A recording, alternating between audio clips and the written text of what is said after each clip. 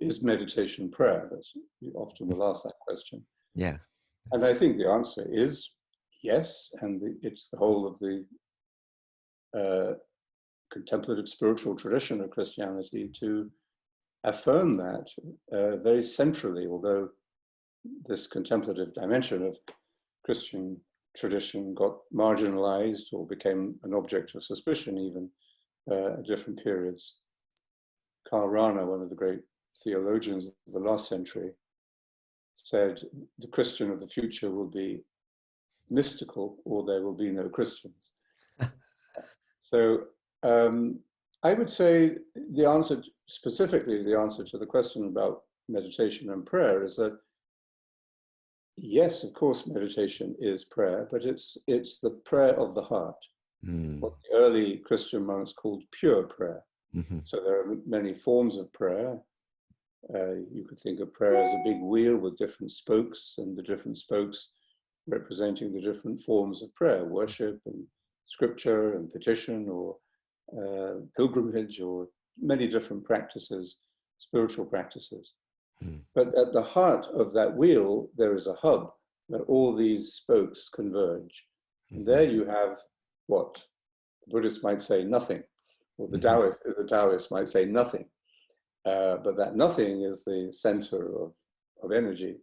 You could also say this is the place, this is the heart, and the heart is where everything resides, according to the Upanishads.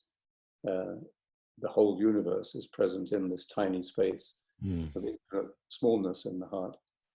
And in Christian language and in the scriptures, we would say, Christ in you, that the prayer of Jesus is what matters, not my prayer, not my, so much anything that I could call my prayer has to be surrendered along with everything else that I call mine, as the ego gradually gets laid aside.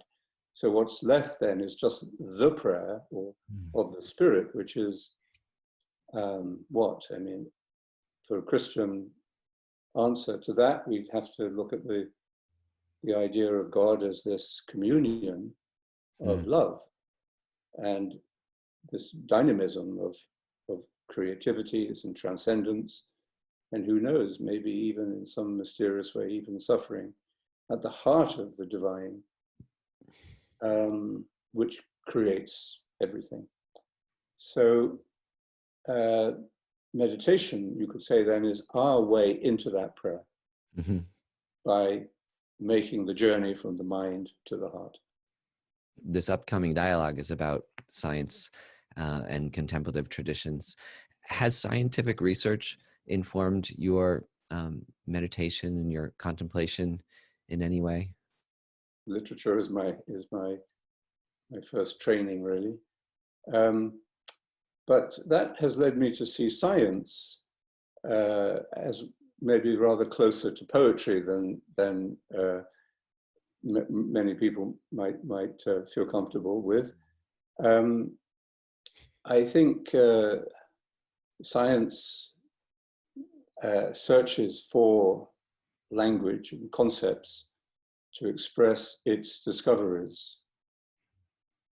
But the act of discovery and the process of discovery and research and so on, and those moments of brilliant intuition that usually come to young scientists, which change the whole landscape of our worldview in science, that is a change in perception, which calls for a change of language, a change of terms. And scientists are also, they have the language of mathematics, which is beautiful. I don't speak that language, but I respect it.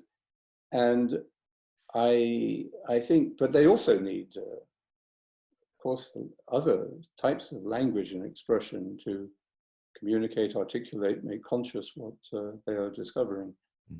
So anyway, yes, has science affected it didn't lead me to meditation, but the more I have been in dialogue with other religions, of course, but also with scientists, I'm fascinated by the research that's done.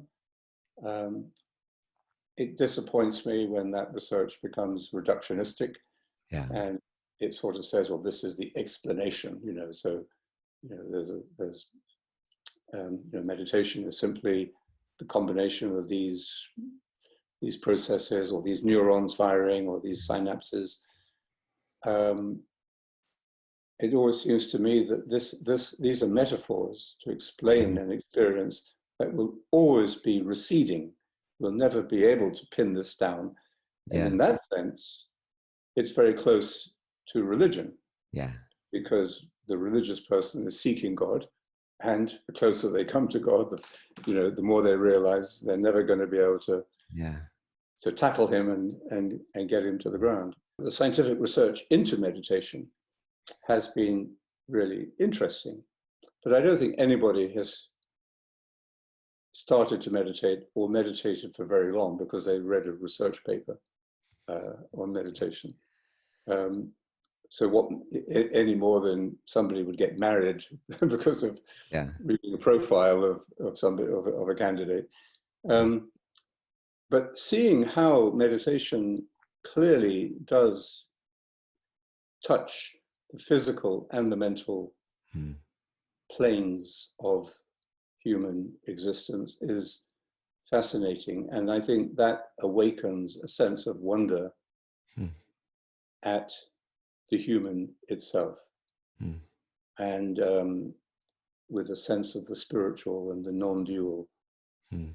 And in our time, where there are intelligent people proposing that the human race has failed in its project, and it has to, the only thing it can do now is to recreate itself with genetic engineering.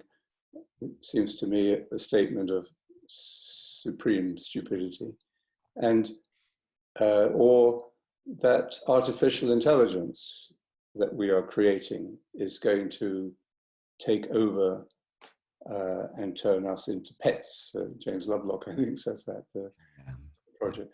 So I think these are disturbing ideas, seem to me not very persuasive when you look at them, but they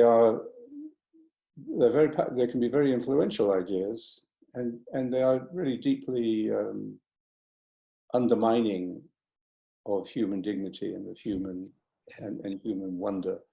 And meditation has this great capacity to rehumanize us and to restore our sense of wonder.